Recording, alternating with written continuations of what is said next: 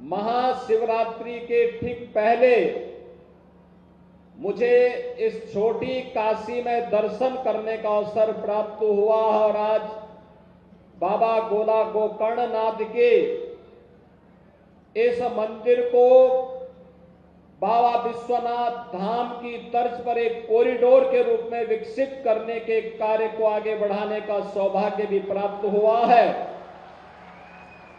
मैं बाबा के सभी भक्तों को, लखीमपुर खीरी के वासियों को और खास तौर पर गोला गोकर्णनाथ से जुड़े हुए आप सभी बहन और भाइयों को इसकी बधाई देता हूं, अपनी शुभकामनाएं देता हूं। बहन और भाइयों, अब लखीमपुर खीरी पिछड़ा जनपद नहीं है। आज अकेले इस जनपद में हम लोग लगभग 4500 करोड़ रुपए की परियोजनाओं का शिलान्यास और लोकार्पण कर रहे हैं,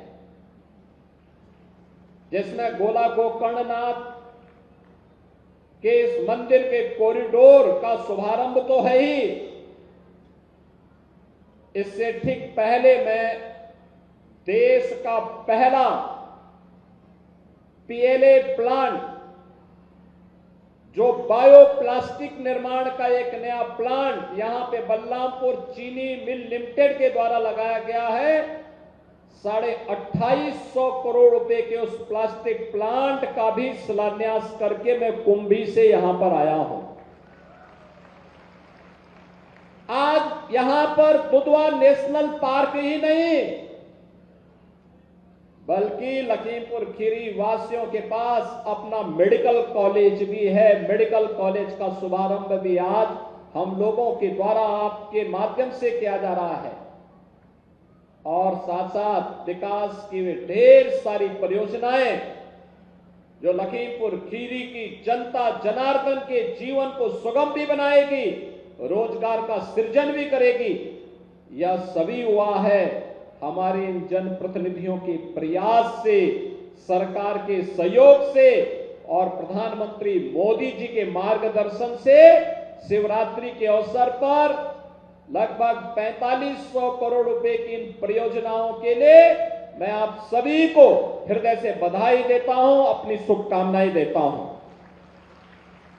बहनों और भाइयों, मुझे याद है जब देश आजाद हुआ था तो लखीमपुर खीरी का मतलब होता था विकास में बहुत पीछे। मलेरिया यहां भय का प्रतीक होता था और यहां पर साधन नहीं थे। दुधवा नेशनल पार्क था लेकिन वहां पहुंचने के लिए कोई साधन नहीं थे। अब तो हम लोगों ने पलिया में एयर स्ट्रिप को एयरपोर्ट के रूप में विकसित करने के लिए पैसा भी दे रखा है और मैं भी रोमी जी से यही बात कर रहा था कि इस पैसे के साथ साथ यहां के बाढ़ की समस्या का स्थायी समाधान करने की दिशा में भी सरकार कदम बढ़ा रही है। इसके लिए बाढ़ बचाव के उपायों को प्रभावी ढंग से लागू करने की कार्रवाई होगी या नदी को चैनलाइज करने की कार्रवाई, जिसमें एनजीटी या किसी भी प्रकार की बाधा नहीं होगी, वह प्रयास प्रारंभ करके आने वाले कुछ समय में ये डबल इंजन की सरकार यहां के विकास को, यहां पे स्पिरिचुअल टूरिज्म को, इको टूरिज्म को इतना बढ़ाएगी कि यहां पर रोजगार की कमी नहीं रहेगी। बहनों और भाइयों, प्रदेश में क्षेत्रफल की दृष्टि से सबसे बड़े जनपदों में से एक लखीमपुर खीरी की धरती अत्यंत उर्वरा धरती है। सोना उगलने का काम करती है यहां की धरती और इस क्षमता को पहले कनेक्टिविटी के साथ नहीं जोड़ा था। बहराइच से मैलानी के बीच में रेलवे लाइन चलेगी, बंद होगी, इसी उमाखो में रहती थी। हमने कहा पैसा जितना लगेगा हम देंगे, जो आवश्यकता पड़ेगी हम देंगे। टूरिज्म के लिए इसको प्रमोट करना चाहिए, इसको आगे बढ़ाना चाहिए। और मुझे पूरा विश्वास है कि भारतीय रेल इस दिशा में जो सकारात्मक कदम आगे बढ़ा रही है, यह यहां पर उस टूरिज्म की दिशा में एक नए युग की शुरुआत को आगे बढ़ाएगा।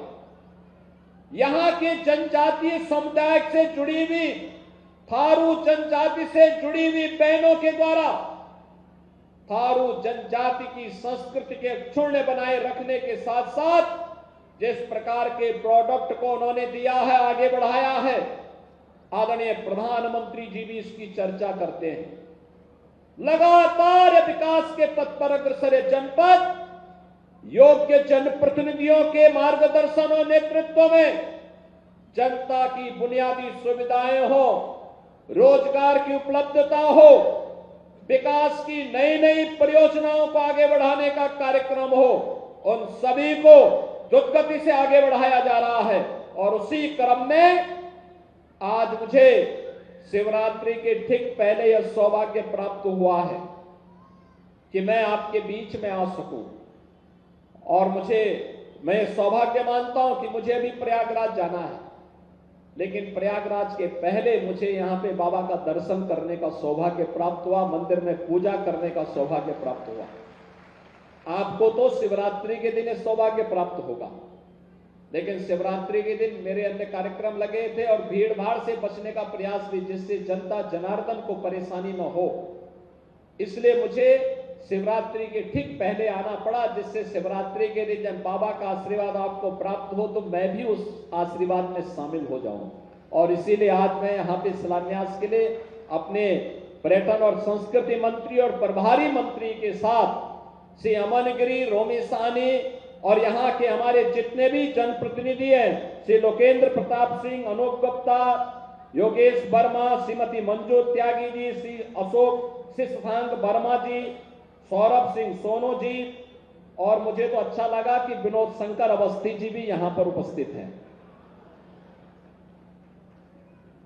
मेरे पास समय होता तो मैं उनकी कुछ कविताओं को जरूर सुनता,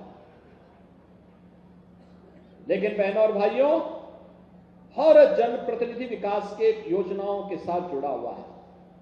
कोई मेडिकल कॉलेज को, कोई एयर स्ट्रिप को एयरपोर्ट के रूप में विकास करने के लिए, कोई दुधवा नेशनल पार्क को इको टूरिज्म की दृष्टि से विकसित करने के लिए, कोई पीएलए प्लांट को लाने के लिए, कोई गोला गोकर्ण का एक व्यवस्थित रूप से कॉरिडोर के रूप में विकास हो, रोजगार का सृजन हो, इन सभी को लेकर के उत्साहित तरीके से, कोई कनेक्टिविटी को लेकर के जिस उत्साहित भाव के साथ यह कार्यक्रम आगे बढ़ रहा है, मुझे लगता है कि लखीमपुर खीरी आने वाले समय में इन सभी संभावनाओं को आगे बढ़ाएगा और प्रदेश के विकसित जनपदों में से एक होगा, इसमें कोई संदेह अब नहीं होना चाहिए।